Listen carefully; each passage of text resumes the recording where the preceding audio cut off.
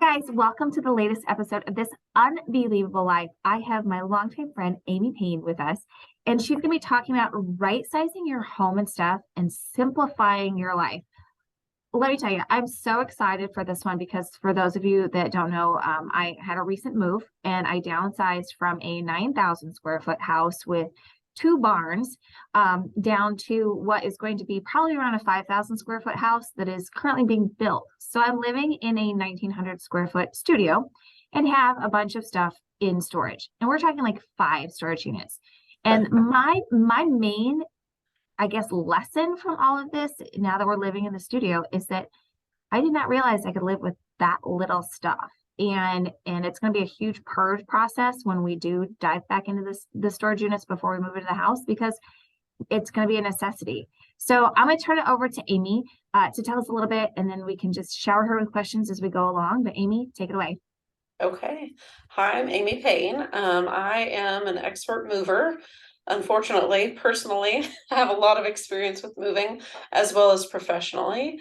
I own a professional organizing service called Lasting Order in Evansville, Indiana. We have an office in Jasper as well. So I would like to just tell you my story, I guess. My story covers all sorts of different kinds of moving, right-sizing. I'm very passionate about helping people get organized, focus on the things that are most important to them, and just clear the clutter out of your life. It's all about simplifying, getting organized, and just really to focus on what it is that you choose to focus on. I mean, not everybody's into bees, right? Some of us don't like bees, but some of us do. So it's about you as individual. Getting organized is always about the individual person. How do you want to live? How do you want to live in the space that you have? Is your space working for you? Is your stuff working for you? So every space should have a purpose. All of your stuff should have a purpose. If it doesn't have a purpose, it's clutter and it needs to go. So that's what I focus on in my business. I've got a team of organizers that help people declutter to sell, downsize, declutter to live, move, we pack, we unpack, etc. But how did I get here, right? That's the question. So when I first got married, my husband was changing jobs. He was in retail management, so he had a couple of different jobs. He then switched careers altogether to computer programming, and which was a huge shift from retail management. And so the first 12 years that we were married, we moved 11 times. Absolutely insane. When people hear that, they're like, what? In the middle of that time, we also had 3 children in 3.5 years. So life was absolutely chaotic. I was like, this is insane. I need to function. I need to survive. What do I do? And I went to the internet and I went to message boards and I was like, help me learn how to get control of my life. And that's when I really started to learn how habits and routines really play such an important role in getting organized and simplifying your life. So I learned how to get organized. People would say, oh my gosh, you're so organized. And I'm like, who are you talking to? Like, I am not the organized person you think I am. And I kind of took it as an insult. Like, you can't say that I'm fun or nice. It's like, oh, you're so organized. I'm like, that's not a compliment to me. So I quickly realized it can be a compliment. That is a good thing. Getting organized is a good thing. And I went to the home show in Dallas, Texas, when we moved from Illinois to Texas, and now we live in Indiana. So 3 of those moves were very big moves. The other ones were smaller moves, like from one apartment to another apartment, then we would buy a house. Still moves, but much smaller. So in Dallas, I learned about organizing and I was like, that's what I want to do when I grow up. I want to help other people manage the chaos of life and the chaos of moving that they experience. So if you've ever moved, it is chaotic. It can be very stressful. It can be very chaotic. So I swore I would never move again. I was like, I will never, ever move. And then I found myself in a company owning a business where we help people move. I'm like, what kind of insanity is this? How did I get here? But the good part is I have a lot of experience with moving. And so I understand the process. I understand the difference between a local move and a long distance move and how to manage all of that. In the process of all these moves, sometimes it was just, I don't like this apartment, let's get a different one. Or we had another baby, we need a little bit bigger space. Or we want to own a home for ourselves, so let's purchase a home. Let's move to a new state for a different job, kind of thing. And so then we got to the point where we came to Indiana. We bought the same size house that we had in Texas, and quickly realized financially that just wasn't going to meet our goals. For me to be a stay-at-home mom, it just was not going to work out. So we decided to downsize. That was my first real experience with downsizing. And I'm like, oh my goodness, now I understand the stress that people go through when they're trying to make these decisions about, you spend the first part of your life collecting all this stuff. And then you go to downsize and you're like, oh my gosh, now I have to get rid of things. And it's all the stuff that I just worked really hard for and I spent money on. And at the time that I purchased it, I cared about it. Whether I do right now or not is a different story. But what I discovered is that downsizing can actually be a fun process of really, instead of thinking of it like I have to get rid of things that I like or that someone gave me and I like the person that gave it to me, now you start thinking of it, if you adjust your thinking to, I get to pick the things that I really love and I get to keep those things and I let all the other things go away. So when we downsized, and we're not talking about 9,000 square feet here. When we downsized, we were going from like 2,600 square feet down to about a little under 1,500. So 1,400 and so. So when we downsized, we got to say, okay, we have 3 living rooms worth of hand-me-down, super crappy furniture. And guess what? We just sold it all and we bought one nice living room set that fit in our new living room. And I can tell you, I was so much happier with one nice, became a quality over quantity issue. So I think we only had 2 living rooms worth of furniture, but we had 3 dining room tables just from different moves, collecting things. And so we got rid of all of those and bought a brand new nice dining room set. We were able to just really simplify. No storage units, just and storage units are great for temporary. I see the look on your face. They're great for temporary situation. They're not great for a long-term situation. If you have too much stuff to fit in your space, you need to really evaluate, what do you have? Why do I have it? What do I really need to keep? Now, I understand there's people who live in like a very small condo. I have a client who lives in an apartment in San Francisco. So in a tiny apartment in San Francisco, you absolutely don't have room to store a Christmas tree or Christmas decorations long term. So having a storage unit in situations like that, fine. Temporary situations, great. But if you find yourself with a storage unit full of stuff and you don't even remember what's in it, that starts to become a problem. Then you have to ask yourself, why am I holding on to the stuff that I'm holding on to? So back to my journey. So we're downsizing to this 1,500 square foot house. And what I found in the end, when we got settled in, we got the new furniture, got rid of all the other things. I even had to evaluate my hobbies. Prior to that, I was a big scrapbooker. I had gotten so busy with the kids and activities and all the things that I really wasn't using my scrapbook supplies. And so I realized now is the time. If I'm gonna let it go, I need to let it go now while the supplies are still worth something to someone else. And I think that's a lesson that a lot of people realize when it's too late. Is they hold on to things so long that the value to someone else ends up being zero and it ends up being trash in the end. Where if you can release and let go of things while they still have value to someone else, you're then passing along and being generous instead of clinging to those things. We worked with a client once who we crawled up in their attic. They were a senior couple. They weren't able to get up in their attic anymore. We got up in the attic. got things down. They had baby equipment that was like 40, 45 years old. Do you know what happens to baby equipment when it sits in an attic for 40 or 45 years? The plastic on it literally disintegrated when we would pick it up. It became absolutely trash. Where 42 years ago, or however many years ago, they put it up in the attic, if they would have said, hey, let's pass this along to someone else who needs it, someone else could have gotten use out of it. But instead, up to the attic it went. Of course, their children didn't want to use the equipment for their grandchildren because safety standards had changed, things like that. So it just literally rotted away in the attic.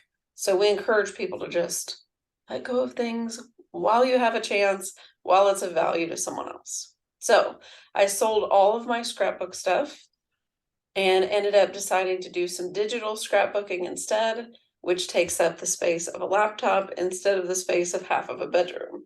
So I got rid of all the stuff, simplified, just really every time you move, you get a chance to evaluate, do I love this enough to pack it in a box, carry it across town or to another state, unpack it, and find a place to put it? I joke with people who've lived in the same house for like 40 years. I'm like, you want to declutter, pretend like you're moving. Because I will tell you, after hauling stuff from place to place to place, you quickly realize you don't need as much stuff as you think you do. And if you haven't worn it, you haven't used it in a certain amount of time, why are you holding on to it? So we downsized to the 1,500 square feet. We had 3 kids, a dog, and ran a business out of less than 1,500 square feet. It can be done. And honestly, like I said, I really enjoyed our time in that home because I felt like we were maximizing our space.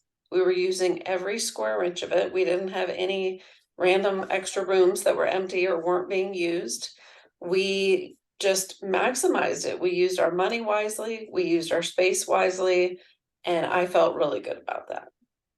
We got to a point where the business had grown, the kids had grown, their friends had grown, and we realized 1,500 square feet wasn't really cutting it anymore. And so we did upsize again back to about 2,500 square feet. So just because you choose to downsize or simplify in this stage of life doesn't mean you can never again. Like for you, you downsize from 9,000, you're in 1,900. That's great, temporary. Maybe that's not what you want long term. It's okay to go back bigger again. It's really each person individually what it is that they want out of their own life. Now my husband and I are empty nesters, and we're looking at the 2,500 square feet like, why do we have all these rooms? What are we doing with all this space? And we're actually considering doing some kind of other shift or move or downsize. So sometimes people look at the word downsize and they're like, oh, I hate that word. It's a terrible word. Think of it as right sizing.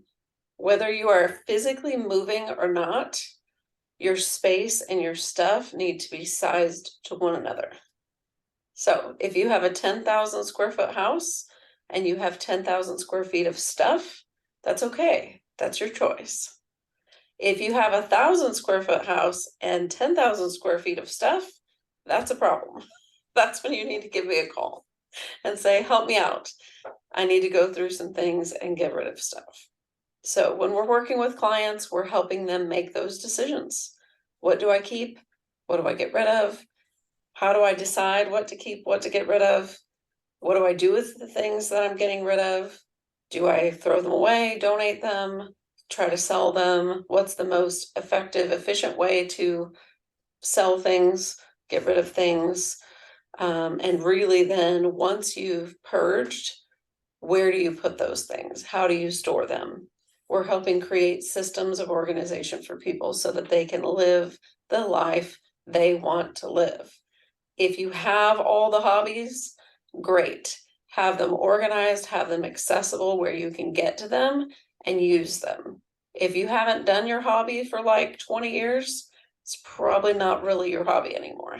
So why are you still holding on to your basket weaving stuff from 1970 if you haven't used it. So really think about that when you're thinking about, what's the purpose? What am I trying to accomplish? Who am I trying to be? Am I trying to be the person with 40 hobbies? Am I trying to be the homesteader? Am I trying to be the minimalist? Or somewhere in between? What am I trying to do? What are you wanting out of your life? And that's how you start to narrow things down and start to really hone in and make decisions about what spaces do you even need. So I sound like a crazy person when I talk about what I want to do with my house in the future. I'm all over the board. I'm like, well, I could do a barn dominium in the woods, or I could do a condo downtown, or I could do, and I have all these, everybody around me is like, what is the matter with you? It's because I know what I want to do in my space, but what that space actually looks like or what form it takes could be very different, and I would still be satisfied. Because it's about being able to have people in my home, hosting people. It's about when my kids come home to visit, I want to have a place for them to sleep and enjoy each other's company. And it's about just being able to relax and not spend all the time on yard work. So, how do you make that happen? Well, there's a lot of different options on how we can make that happen. So, stay tuned. I don't know yet what the answer is. Well, I love all the services that you offer, and firsthand, I know that my move, it's not that it was traumatic for me, but it was definitely an interesting process. I hadn't done it in 9 years. And I was saying goodbye to my dream home. The reason we moved was because of some health issues with Bob's parents, and having to wrap myself around the idea of leaving what was my dream home for essentially what's going to be our next dream, which is very exciting. There was still a level of sadness to it. And I think you could probably speak to the fact that, not every moving situation is going to be the fun one. Not every situation is, hey, I'm going to the next big thing. Sometimes you have elderly people that are moving into a nursing home or moving in with their grown children, or maybe there was a spouse that passed away. Can you talk a little bit more about the emotional side of it and how being organized can give some level of comfort to that? Absolutely. I think that's a great point. I mean, the examples I gave for my personal life, most of those were by choice, right? Somewhat financial, but mostly by conscious choice to live a simpler life or conscious choice to change our environment or change jobs. A lot of people don't have the luxury of that choice. They get to a point in life where, like you said, someone passes away, or they're not physically able to live at home by themselves, or financial disaster strikes and they're forced to do something dramatic with their space. And so it can be extremely difficult. And we work very closely with a lot of different clients that are downsizing or moving because of those kinds of situations. And I think in a situation where you're already in trauma or you're already struggling with some major change that you may not want, you are you have all these emotions going on already. The last thing you need is for hiccups along the way of your move to cause you even more stress and trauma.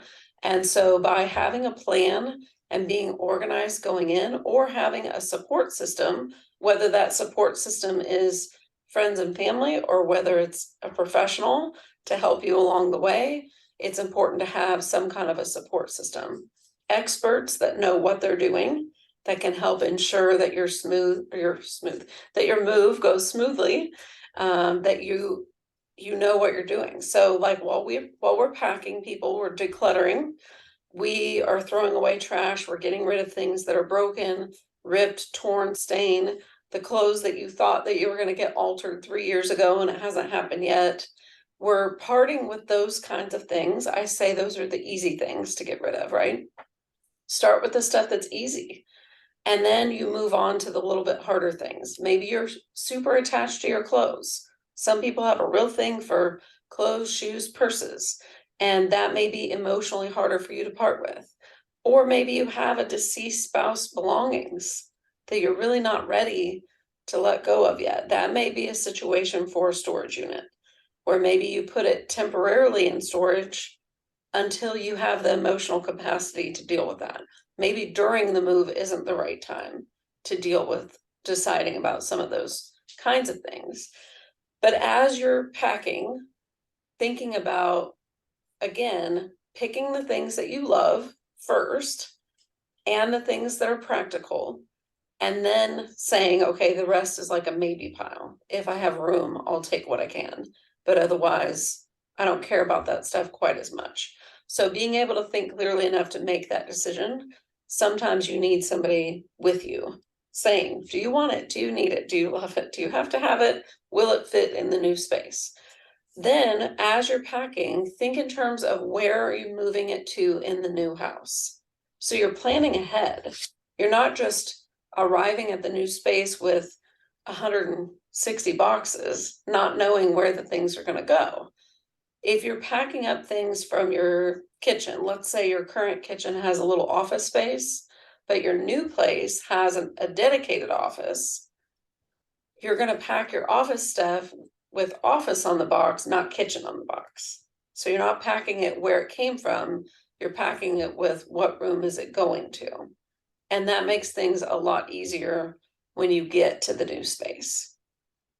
So as you're downsizing, making those decisions, when you're thinking about things that belonged to others, I want you to keep in mind, because this is where it gets really nitty gritty with the emotional side of things. Let's say you had your grandmother passed away and she had a teacup collection, and she gave you, when she passed away, you received 40 teacups and saucers from all around the world, really cool things. You remember how much your grandma loved teacups.